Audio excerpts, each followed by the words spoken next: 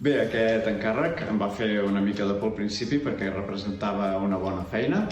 però també em va fer molta il·lusió perquè era una oportunitat de tornar una mica a fer una cosa del Terrazel, una cosa que feia anys que havia fet.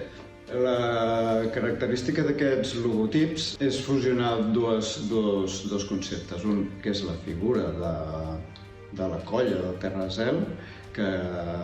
ja pot ser doncs, un dels personatges o un grup de personatges, i l'altre és plasmar una sensació que pot transmetre aquest personatge o aquest grup de personatges, ja sigui una exclamació, un moviment, un gest, alguna idea que ens ajuda a identificar molt bé aquesta figura del Terrazel. També recuperar una mica l'esperit aquest que ens ha brindat a tota la gent de Sant Llorenç del Terrazel, que és el d'evocar les nostres il·lusions creatives i artístiques,